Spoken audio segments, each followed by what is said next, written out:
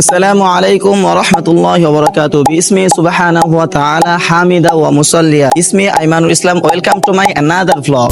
আহসান মঞ্জিল পুরান ঢাকার ইসলামপুরের কুমারটুলি এলাকায় বুড়িগঙ্গা নদীর তীরে অবস্থিত।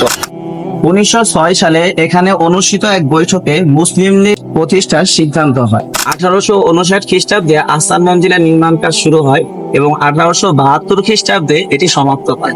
আহসান মঞ্জিল কয়েকবার সংস্কার করা হয়েছে। এখন এটি বাংলাদেশ জাদুঘর কর্তৃক পরিচালিত একটি জাদুঘর। বাস থেকে নেমে রিক্সা নিয়ে চলে আসে আহসান মঞ্জিলে। বাঙালিরা মাত্র 40 টাকায় পেয়ে যাচ্ছে টিকিট। তো প্রবেশ করে আপনারা দেখতে পাবেন বিশাল বড় একটি মহল। যদি আপনি প্রথমবার এসে থাকেন তাহলে এই মহলে ঢুকতে একটু প্যারা খাবেন। আমি প্রথমে এসেই তো এই লম্বা সিঁড়িতে উপরে উঠে গেছি, পরে জানতে পারি যে এটা দোতলার সিঁড়ি, এজন্য আমাকে আবার ফিরে আসতে হয়। প্যারা খাওয়ার পর আমরা পাশের বিল্ডিং এ চলে যাই।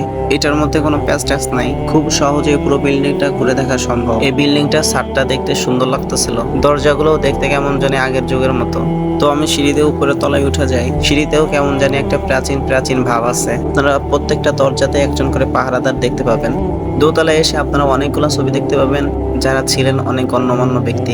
আরো আপনারা দেখতে পাবেন এখানে কিছু প্লেট আছে, কিছু উর্দু চিঠি আছে। আরো আপনারা ওই যুগের অনেক সুন্দরী সুন্দরী নারীর ছবি দেখতে পাবেন। এই ভবনের সব থেকে আমার কাছে এই জিনিসগুলাই বেশি ভালো লাগছে। এখানে কিছু হস্তশিল্প আছে যেগুলো খুবই সুন্দর, এক কথায় বলতে গেলে অসাধারণ। আপনারা যদি না আসেন তাহলে আসলে বুঝবেন না বিষয়টা।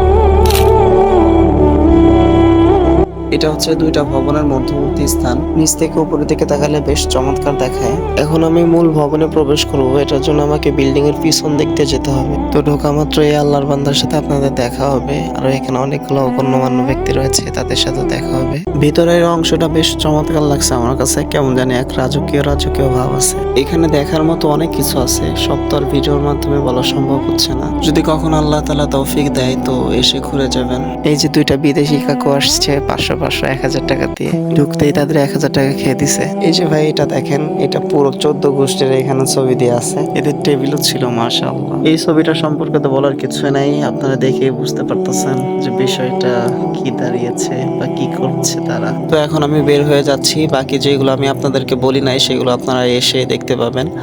আর যদি আমি সবকিছু বলে দেই তাহলে আকর্ষণ জিনিসটা চলে যাবে, এজন্য আপনারা আসেন দেখেন। আর এত মানুষ, আমি দেখে অনেক আশ্চর্য হয়েছি যে এত মানুষ, তার মধ্যে যে আমি যাচ্ছি নিজের কাছে লজ্জা লজ্জা লাগতেছে। এখানে পরিবেশটা বেশ ভালো লাগছে আমার কাছে। আপনিও চাইলে আপনার প্রিয় মানুষকে এখানে নিয়ে আসতে পারেন। আহসান মঞ্জিলের ভবনটার সামনে হচ্ছে পুরোটাই ঘাস এবং আশেপাশে অনেক ফুল গাছ আছে এবং পরিবেশটা অনেক ভালো, আমার কাছে অনেক ভালো লাগছে। আমরা এখানে আসছিলাম শুক্রবারে, এই জন্য আমরা 3টার দিকে চলে আসছি। 3টা থেকে হচ্ছে সন্ধ্যা 7টা পর্যন্ত খোলা থাকে। আপনারা যখন আসবেন তখন অবশ্যই কিন্তু জেনে আসবেন যে কখন আসতে হবে, আর যদি উল্টাপাল্টা সময় চলে আসেন তাহলে কিন্তু বিপদে পড়তে হবে। আগেকার রাজার এত বিয়ে করতে হবে, রাজা হিসেবে যদি এতগুলো বিয়ে করতে পারে তা আপনি কয়টা করছেন? এই ছিল আজকের ভিডিও।